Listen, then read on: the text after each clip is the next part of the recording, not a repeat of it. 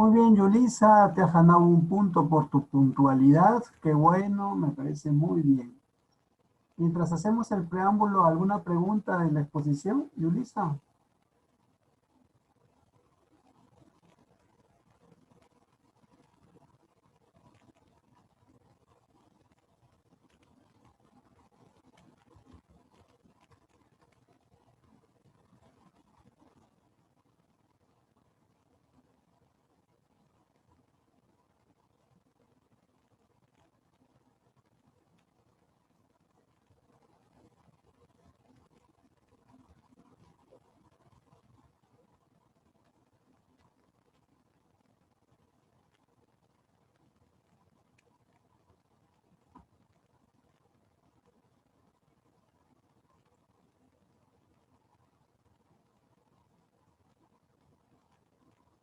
A ver, Nicolás, ¿cómo estás? ¿Todo bien, Nicolás?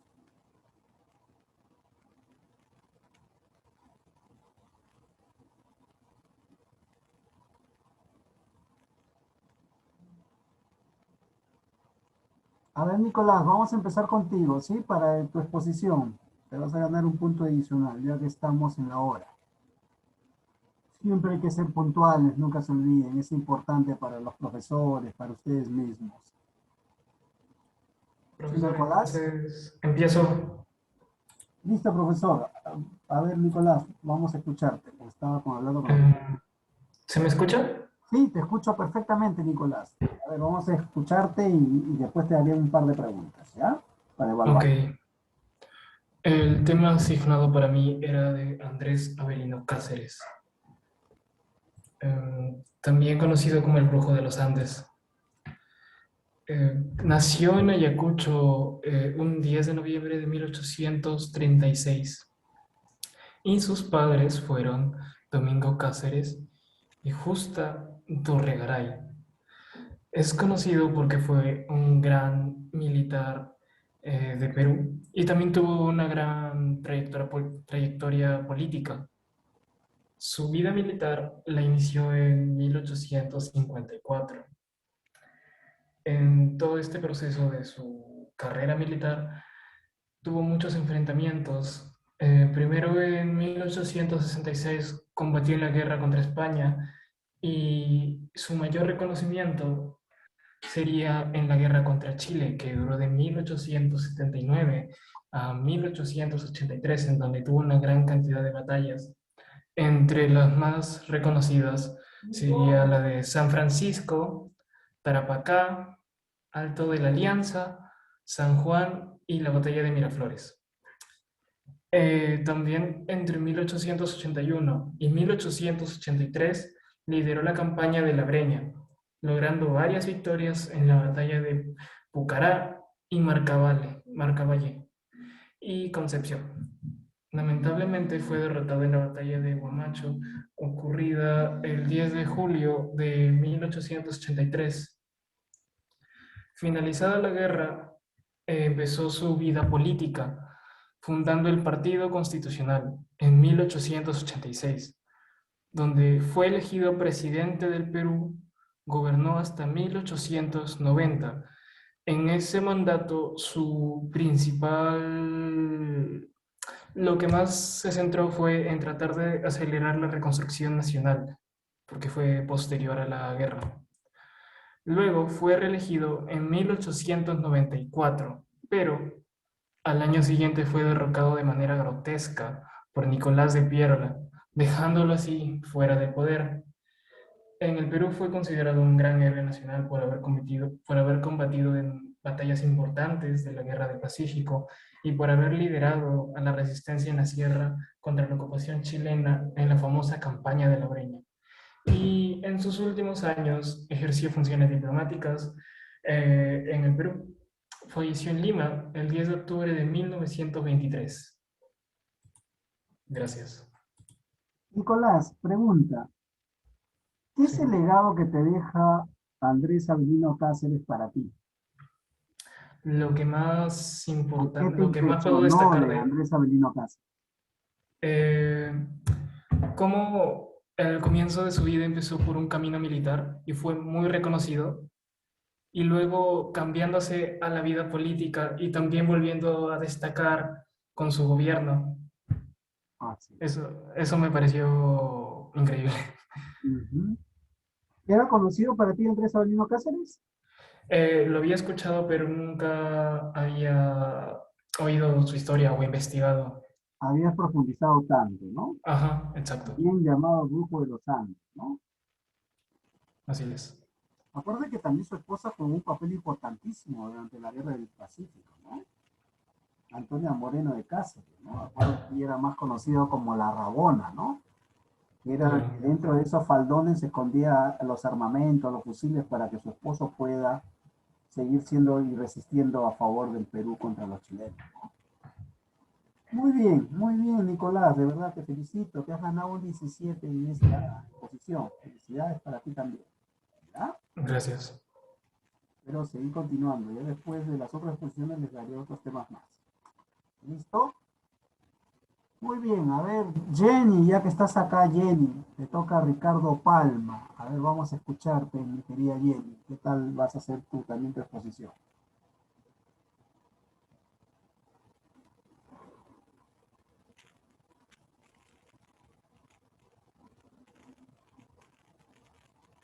¿No tienes el audio? O mándamelo a mi WhatsApp y yo lo repercuto acá con el audio del WhatsApp, de mi celular.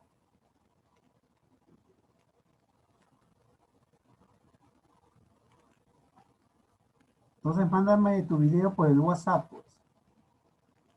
Ya, así como me ha mandado este Aldair, también me ha mandado su video.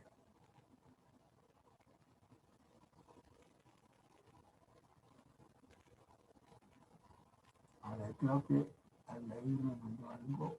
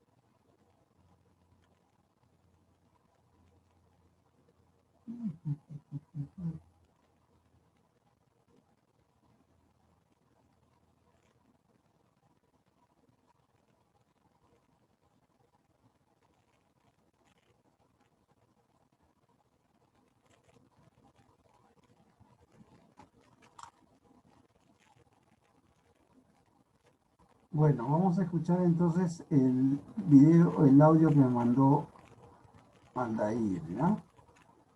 A ver, ya que todavía Jenny está tratando de solucionar su problema.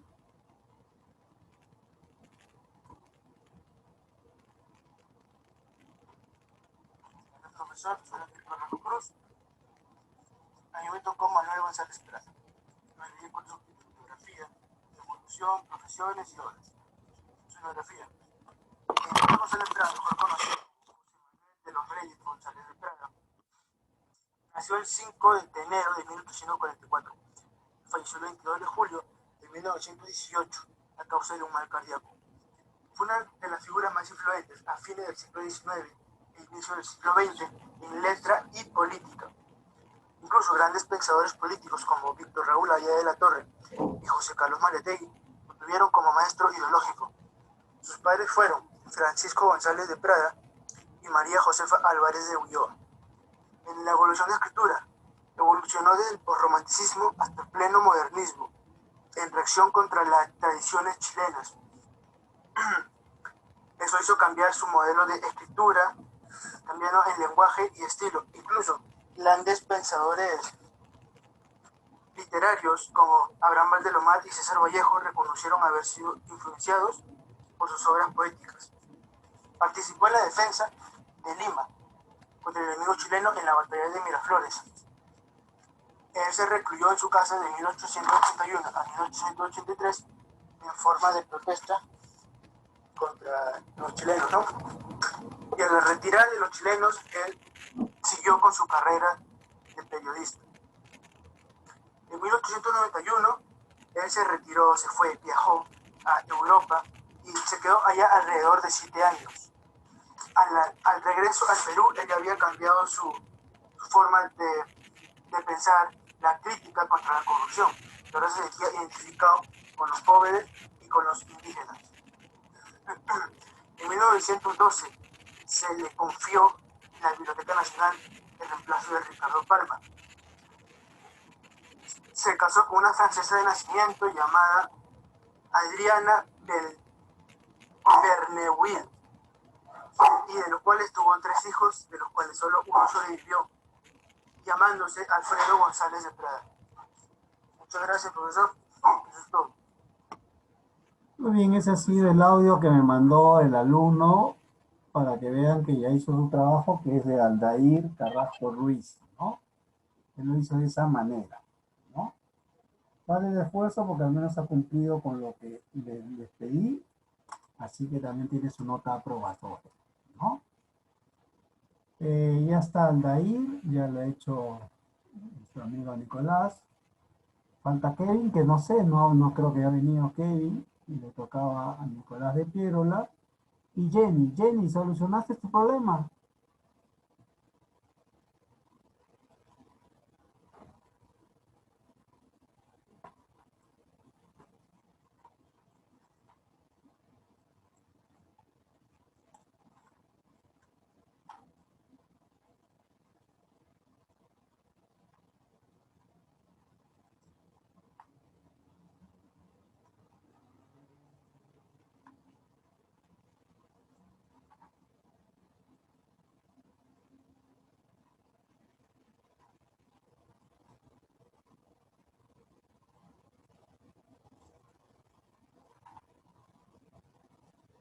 Jenny.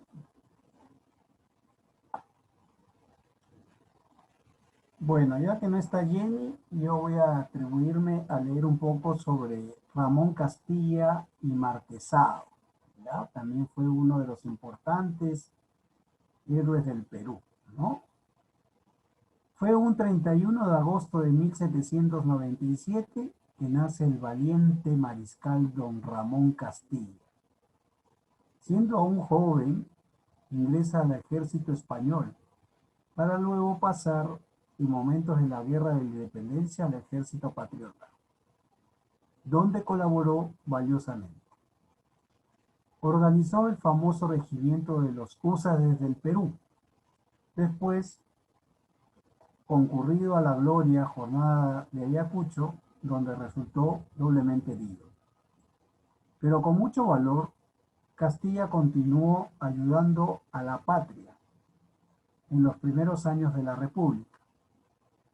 Agotado de ver cómo se desangraba y se atrasaba el país, tomó la decisión de terminar con la triste situación, llegando así a la presidencia.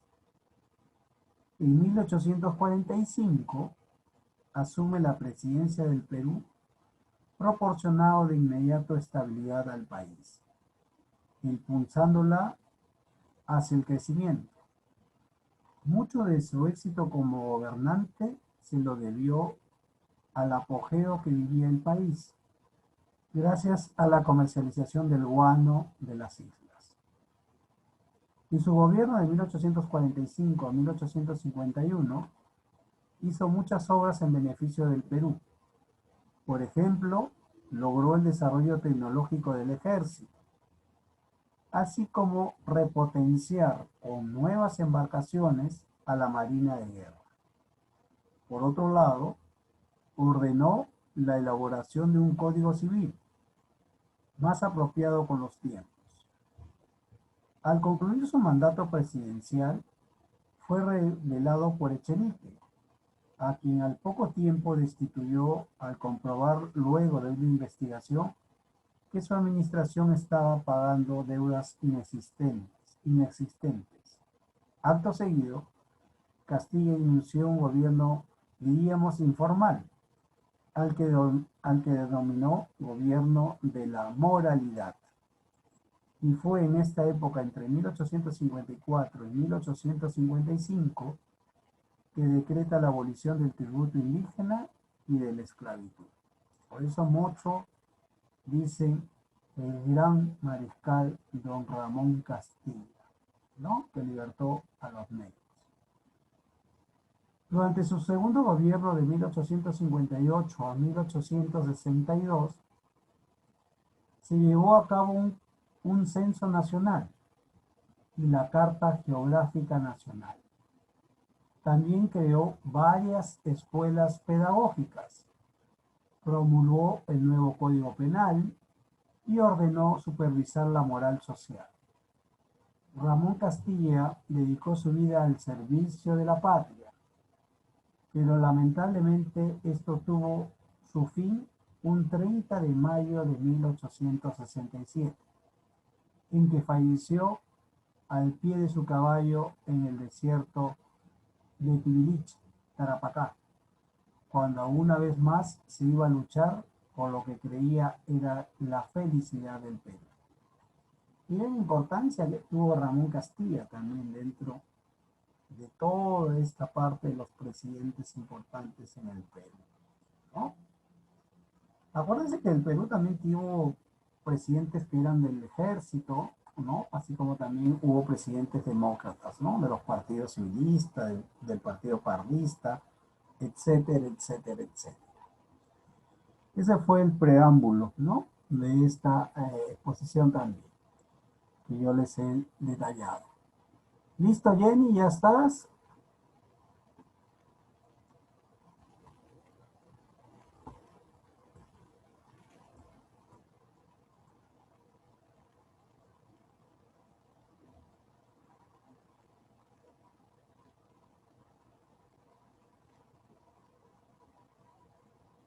Yulisa y Maylí, ¿algún comentario de que tengan sobre la exposición más o menos? ¿Ya agarraron la temática, cómo hay que realizarlo?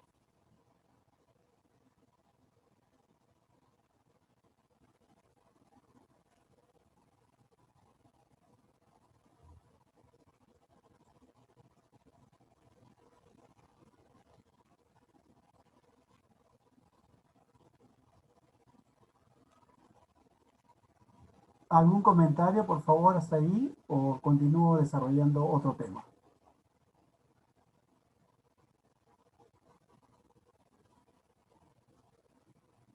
Ah, ya, Jenny, me lo está pasando, dice Jenny. Perfecto, Jenny.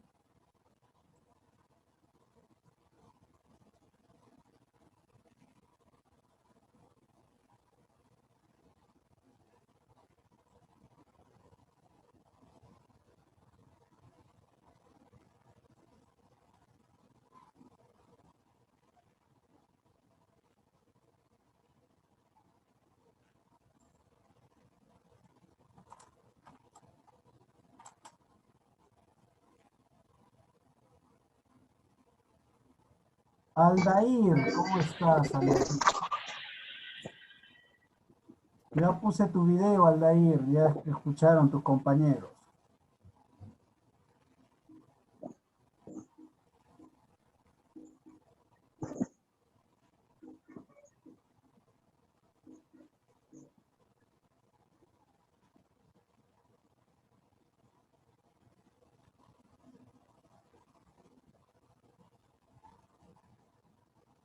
Muy bien, a ver, vamos a esperar entonces, mi estimada Jenny. ¿Ya? Vamos a esperar, no hay apuro.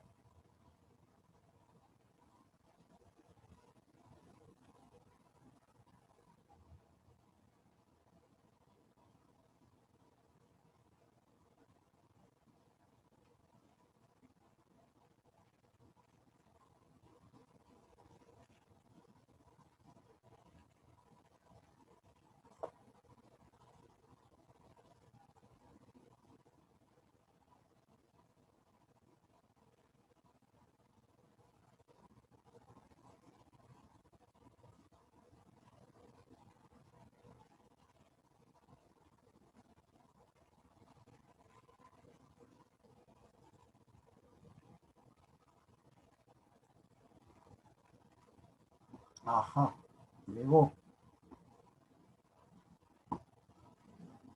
A ver, vamos a escuchar lo que ya me mandó Jenny, su trabajo, ¿ya? Y Jenny le tocaba el tema de Ricardo Palma. Vamos a escucharlo, por favor.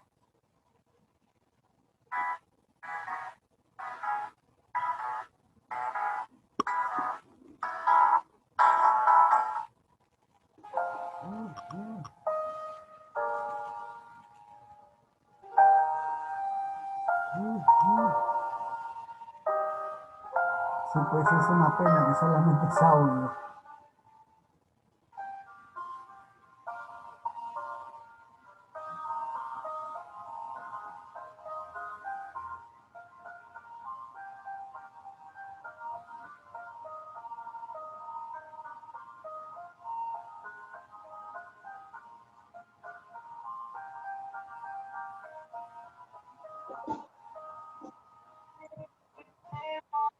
A ver, Yulisa, tu audio.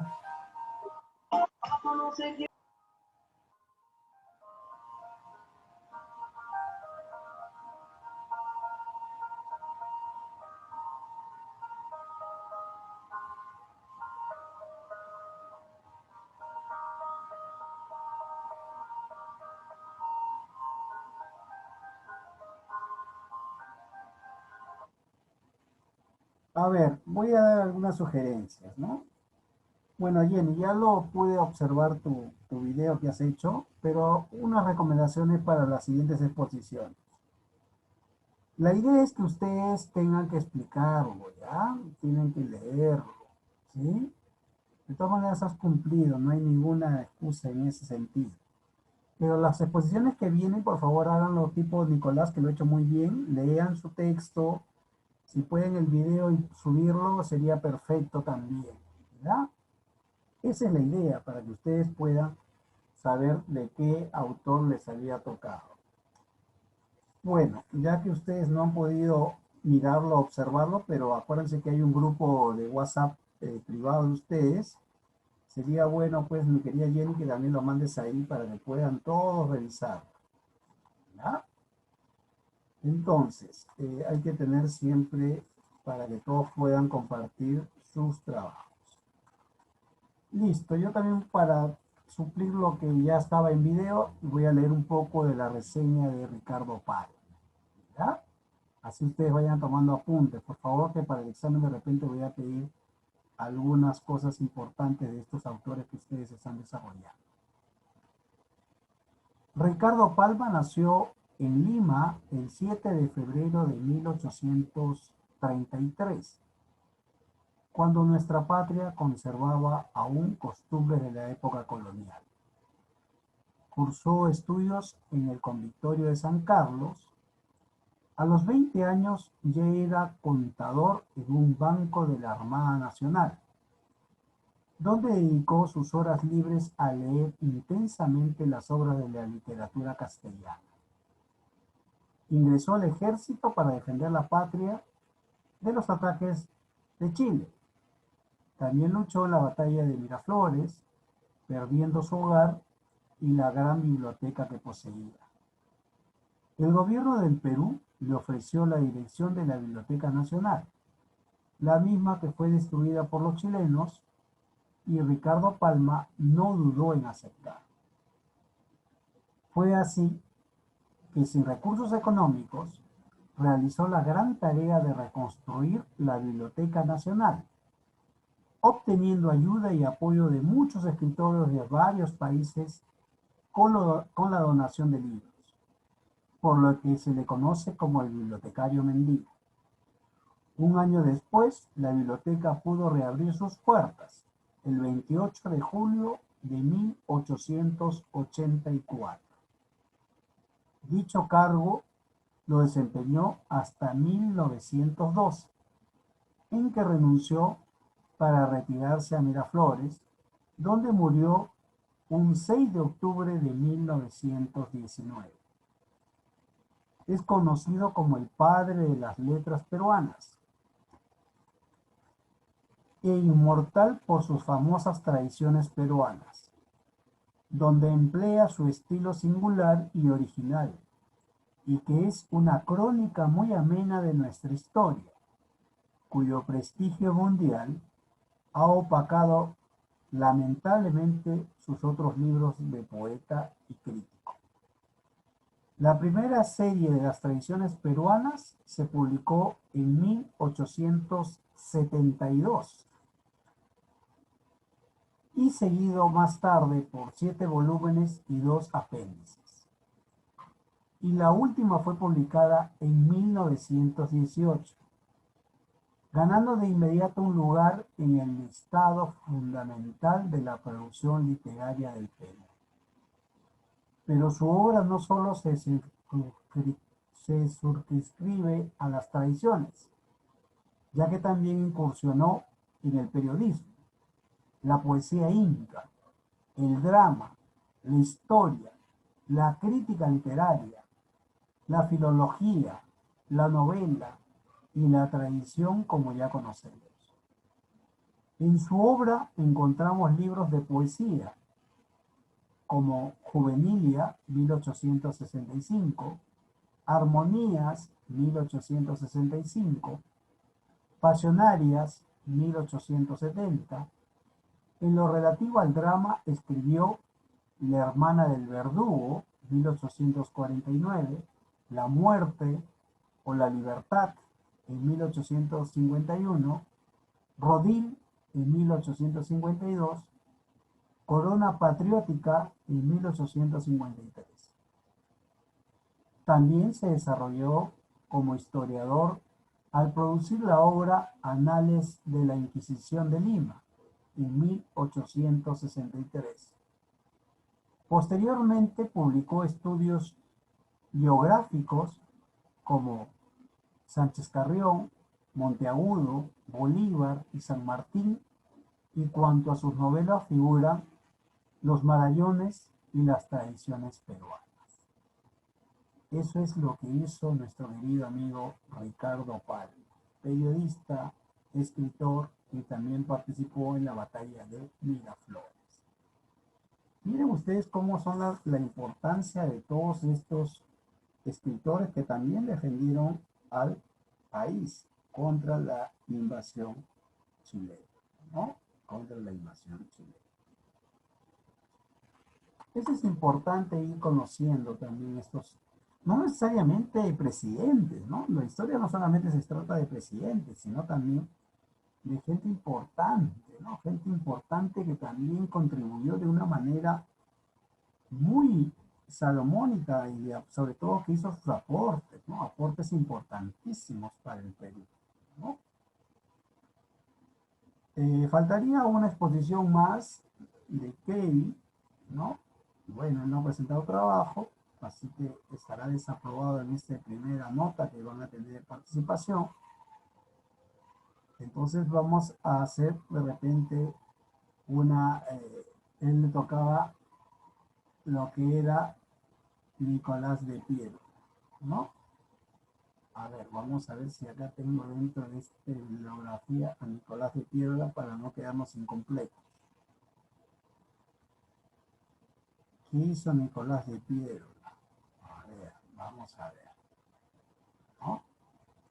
Él fue uno de los culpables también de lo que sucedió en el Perú, ¿no? Sobre todo en la Guerra del Pacífico.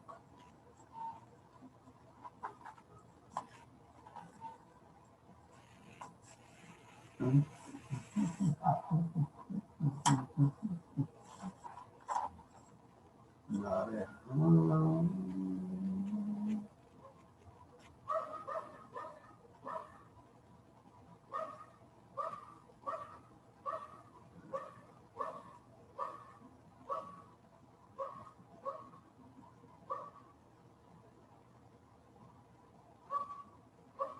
Acá está. A ver, vamos a leer. A ver, Nicolás de Piérola nació en Arequipa el 5 de enero de 1839,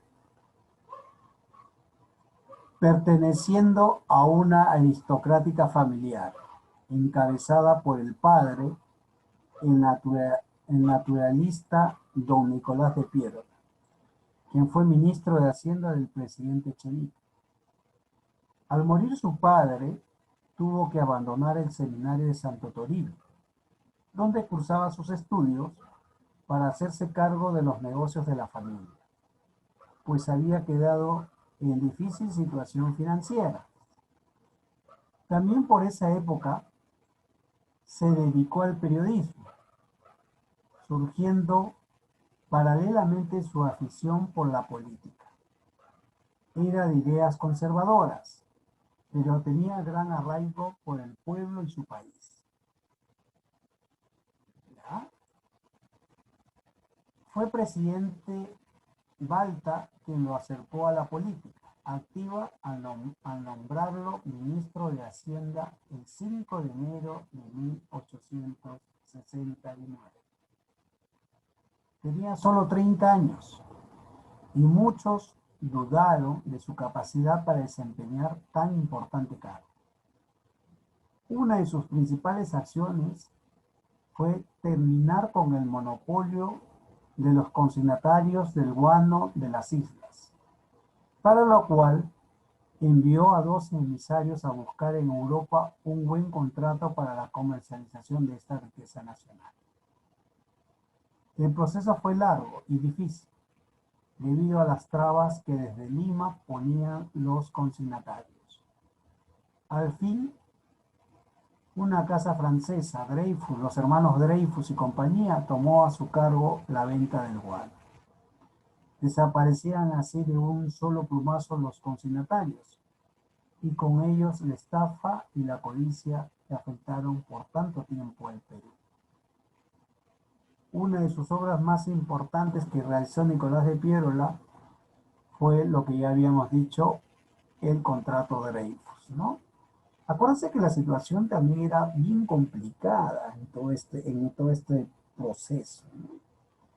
Porque al final este proceso hacía de que nosotros siempre vivíamos a expensas de otros, ¿no? Siempre vivíamos a expensas del que supuestamente tenía o desarrollaba un beneficio exclusivamente para ellos mismos, sino para la gran mayoría del país, ¿no?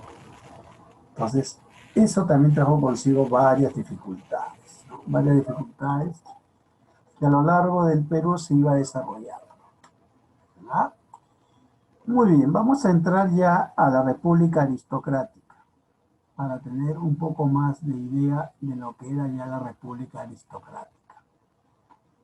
Cuando hablamos ya de esta República Aristocrática, estamos hablando de los grandes personajes que ya entran prácticamente a formar lo que es la parte de la política, ¿verdad? Esta política que iba veniendo de menos a más. Acuérdense que nosotros veníamos pues prácticamente de terminar una serie de avances que se va logrando con ciertos periodos. ¿Cómo va surgiendo esta aristocracia, ¿no? Algunos decían que la aristocracia mayormente era un grupo de poder que se iba desarrollando mayormente por cierta gente privilegiada, ¿no? Gente que tenía prácticamente el control empresarial, ¿no? Pero también va buscándose nuevas comercializaciones. Acá también tenemos la famosa era del caucho, ¿no? Una vez que nosotros ya habíamos terminado con la explotación del guano y del salitre, ¿no es cierto?, que fue la causa de la Guerra del Pacífico, ya empiezan a desarrollarse nuevas explotaciones de los recursos naturales que tenía el Perú, ¿no? Es por eso que ya se va desarrollando de manera importante el crecimiento del desarrollo de cierto grupo que beneficiaba a una minoría, ¿no? Todo esto también trajo consigo las dificultades que se dieron tanto en la Primera y en la Primera Guerra Mundial, ¿no? A veces muchos economistas dicen que para algunos beneficia la guerra, ¿no? Beneficia la guerra. ¿Por qué? Porque el país que hace la guerra, ¿no es cierto?, va a tener problemas económicos, problemas de producción, problemas de agricultura, problemas de mantener la riqueza salarial, y ¿Qué hacen estos países para hacer la reconstrucción nacional de su país? Tener que importar de otros países, ¿no? ¿Con el fin de qué? De poder consolidar y mejorar todo lo que tiene que ver su economía, ¿no?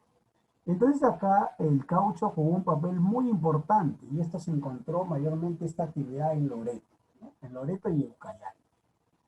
Pero que también desgraciadamente por no existir una buena administración fue explotada, ¿no? Por los más beneficiarios y eso también trajo consigo que la economía de una manera fuera un poco solventada, ¿no? Por la inversión norteamericana. ¿Solventada en qué sentido? En que daban algunas regalías, ¿no? Que beneficiaba prácticamente a esta explotación, ¿no? Que siempre acuérdense, toda riqueza que se iba encontrando iba causando ¿qué? Divisionismo, ¿no? Siempre enfrentamiento. El que tiene poco va a querer más y el que tiene más va a querer tener mucho, mucho más, ¿no? Entonces acá se van desarrollando también ciertas características, ¿no? Se va creando ya ciertos feudales, semifeudales, se están empezando a hablar ya de los gamonales, ¿no? De los terratenientes, que eran los explotadores de la tierra. Se va abriendo nuevas instituciones como los yanaconajes, ¿no? Los latifundistas, los mutualistas, los sindicatos. Es decir, que se va creando todo lo que se va desarrollando dentro de la situación del desarrollo, del devenir de ya de una nación, ¿no? De una nación. ¿En qué sentido de una nación? Que eso va a traer consigo, ¿no es cierto?, la explotación misma de la riqueza. Toda esta situación también trajo consigo ciertos movimientos. Se van creando movimientos y uno de ellos es el primer movimiento obrero que va a surgir también dentro de toda esta parte aristocrática, ¿no? Y uno de ellos fue nuestro amigo Manuel González Prada, ¿no? Que fue considerado como el anarquista en el Perú. Pregunta para el examen. ¿Quién fue o quién fundó el partido anarquista en el Perú? Ya sabemos que fue Manuel González Prada, ¿ya? Él fue el que le da esa reivindicación a los trabajadores, ¿no?